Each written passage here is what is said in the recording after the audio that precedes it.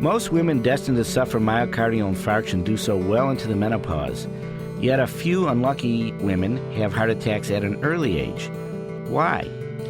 You're listening to ReachMD XM 157, the channel for medical professionals. Welcome to the Clinicians Roundtable. I'm your host, Dr. Michael Benson. Our guest today is Dr. Judith Lichtman, who is looking into just this question. She received her doctorate in epidemiology at Yale University's School of Public Health, where she is an associate professor. She is also the co-principal investigator of the VIRGO study and is looking into premature heart disease in women. Thank you for joining us today, Judith. It's my pleasure. Thank you for having me. What do we currently know about premature heart disease in women? What are the attack rates? What happens? We know that premature heart disease, as you point out, it's when you wouldn't characteristically expect to find it. Generally, that is in a younger age group. If we look at women, for example, who are 55 and under, that would be considered a group that would be premature. It's prior to menopause. Women often have a benefit where they lag behind men by as many as 10 years as far as their incidence rates and prevalence rates of heart disease. When we see it in a younger age group, as we're describing and we're interested in studying for the VIRGO study, we're talking about that often a premenopausal group. They represent perhaps 5% of all heart disease in the country, but in fact it translates to almost 40,000 hospitalizations and 16,000 deaths annually. We believe that this group probably represents an extreme phenotype of disease in that, in fact, that they are experiencing it. It's a smaller percentage relative to all women. So what do we know so far? What's unusual about this select group? Are they heavier? Are they smokers? Do they have thrombophilias? What do we know about them? Well, it's an excellent question. I think there are tremendous gaps in our knowledge about this population. In fact, there have been no studies that have been dedicated specifically to this group of young women. In current studies about women in general, there may be a few women who are enrolled, but they're never really stratified. So what we do know is that in this younger age group, women who have heart disease are more likely to die than similarly aged men. They're twice as likely during the hospitalization and 50% as likely to die up to 2 years. So as far as directly responding to your question about why, it's a very important question that we really don't have the answer to yet.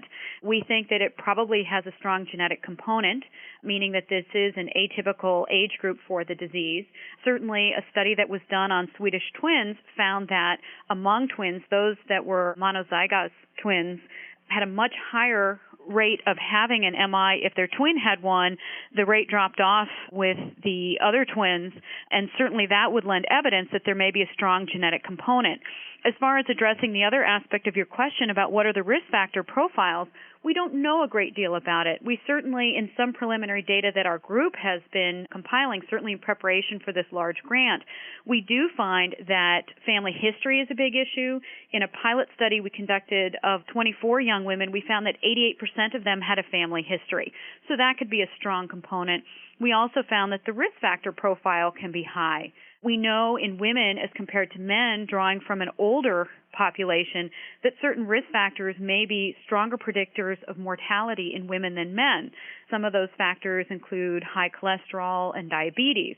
We really don't know yet how these factors may play a role in the disease in young women.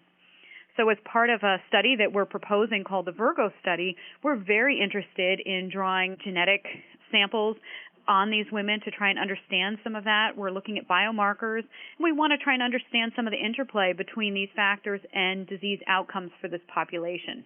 What about the psychosocial factors you're studying in terms of trying to determine risk for heart disease or what's unique about this group of women who have premature heart disease? Well, I think there are a number of psychosocial factors that are going to be very important to study. In another multi-center study, again, an important study prior to this one, a multi-center study of AMI patients, we did find that young women were 3 times as likely to have depression following their MI as compared with similarly aged men. Some of the psychosocial factors that we really want to look at are certainly depressive symptoms, but also stress. I think that this is an interesting cohort to understand. Many of these young women are in the workforce. They're raising families. There's a lot of competing demand. I think that it's important for us to understand their social networks, social ties, as they may relate not only to certainly we're picking up women who've had disease, so it may not relate to whether or not they had heart disease, but these can be very important components in understanding their recovery. We certainly know, again, from populations of older women, that women tend to be less likely to adhere to regimens, attend rehab. So we really want to understand how some of these factors may play a role in the early recovery and then also predict long-term outcomes. There's also been some interesting work on marital status, quality of marriage, stress and strain. These are also things that we want to try and understand to really get a sense of how women have competing demands. What are the factors that may contribute to their care and influence their lifestyle, influence their social networks, and then, as I say, predict some of their outcomes, because these things may, in fact, influence adherence to medication, adherence to rehab, and other factors that have not been previously measured in this age group. If you have just joined us, you are listening to the Clinicians Roundtable on ReachMD XM 157, the channel for medical professionals. I'm your host, Dr. Michael Benson, and my guest is Dr. Judith Lichtman, an associate professor in the School of Public Health at Yale University. We're discussing the reasons for premature heart disease in some women. Now, when you talked about psychosocial factors and even depression, is there any way to measure depression before they actually get the heart disease? Maybe antecedent depression is a risk factor for a heart attack. Absolutely. I think one of the limitations perhaps of the study, not the study design, but of course you have to identify a group. We are picking up women who have just had heart disease. We are asking them questions about depressive symptoms prior to the event, whether or not they've been treated previously. Unfortunately, given the scope of the grant, we're not able to really, and the rarity of events for this population, we're unable to do the opposite, which would be to follow a large group of young women and see whether or not depression is then going to predict heart disease. We certainly are able to get a sense of their prior disease, prior to the actual heart attack, and we will be able to follow whether or not they have depressive symptoms at baseline, whether or not some of these depressive symptoms either increase or lessen in the early recovery period, and how those may be predictive of recurrent events and or other outcomes. Now, you had mentioned earlier that women are less likely to follow up, less likely to go to rehab. I take it you mean they're even less likely to do that than men? Yes, actually, studies of older populations have indicated that women are less likely to follow up with rehab as compared with older men. And some of the factors that have been identified are not necessarily clear. And also, I think for this younger population, there really are no studies that specifically focus. We believe that given, again, that this is a population, all of the women would be 55 and under, many of them are or will be faced with competing demands, returning to work, managing their homes, certainly raising children. So we are very interested in learning about what factors may, in fact, both help and interfere with attending rehab and also adhering to lifestyle modifications, such as increasing exercise, modifying diet, things that are really very important for secondary prevention in this population. Now, you'd also mentioned measuring depression over time. And, of course, the emphasis is on women, but certainly you're also measuring this in 1,000 men as well. Absolutely. And the point's well taken that we really are trying to characterize what are the roles of psychosocial factors for both young men and women in their process of recovery following MI. My impression is there's probably not much data on men either in this age group. Correct. I think that I keep highlighting women because it's where we were looking to see, and certainly we see the largest gaps. But in fact, you're correct. As much as men have been studied for heart disease in general, I think some of the items and topics that we're picking that we think are very important really have not been showcased or highlighted in young men. So in talking with you, it also seems that your outcome measures actually extend far beyond just simple direct morbidity from heart disease and mortality in young men and women. It sounds as though you're also going to be measuring depression at 1 year, presenting signs and symptoms, historical risk factors, and linking any associations to that and heart disease. Is that correct? That is correct, because I think the emphasis, certainly, I think early on the studies were about mortality, whether you survive or not. But I think, in fact, with many more people living with disease, and we certainly think there are outcomes that are very important to the individual, the quality of life aspects, as you point out, the ones you mentioned, but also the return to work, physical functioning, Certainly symptom burden, as you mentioned, is very important to know whether or not people are able to have very full, rich, active lives as they recover from their MI, measuring it by multiple domains.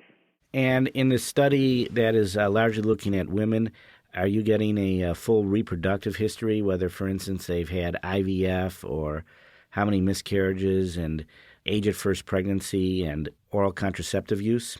Yes, actually, all of those are factors that we will be collecting in this population. Again, I think that there's been very little evidence that's been gathered in this young age group.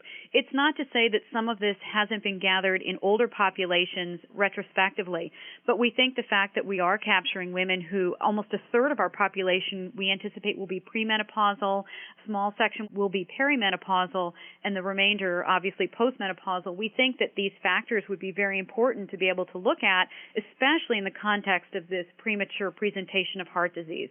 So yes, we are gathering information on their menstrual history, their parity, many of the factors that we think may be important in understanding the role, including use of hormones. Now, I imagine in designing the study and in deciding how many patients you needed, you were chiefly looking at perhaps 3 or 4 major outcomes: mortality, rate of return to the hospital, and subsequent hospital stay. So is your study big enough to detect some of these more subtle differences, such as depression at 1 year and differences in reproductive history? We believe so, but I also think that, again, because this is the first time that this kind of cohort has been examined, as you point out, the study was actually powered a statistical term, making sure that we would be able to detect differences based on our estimated difference between men and women. We certainly did power it on the primary outcomes. I think that as far as depressive symptoms, we have in another study with a smaller population of women been able to identify that this is a group at particularly high risk for depressive symptoms following MI. So certainly we are able to detect that difference. I think for some of the other outcomes, such as physical functioning, we also anticipate that we do have enough information. I think when we are looking at the relationships between menstrual history and or reproductive history, I think that we're trying to figure out whether there are important patterns to look at, so that it was not necessarily, as I mentioned, using a statistical term, powered on that. But we do believe, given the size of the cohort and the fact that it is an incredibly unique group that we're able to really assemble, that we will make important contributions on these topics. I want to thank Dr. Judith Lichtman, an associate professor in the School of Public Health at Yale University, who has been our guest. We have been discussing the reasons for premature heart disease in some women. I'm your host, Dr. Michael Benson. You have been listening to the Clinicians Roundtable on ReachMD XM 157, the channel for medical professionals. We welcome your comments and questions through our website at reachmd.com, which now features our entire medical show library in on-demand podcasts. Be safe, be informed. Thank you for listening.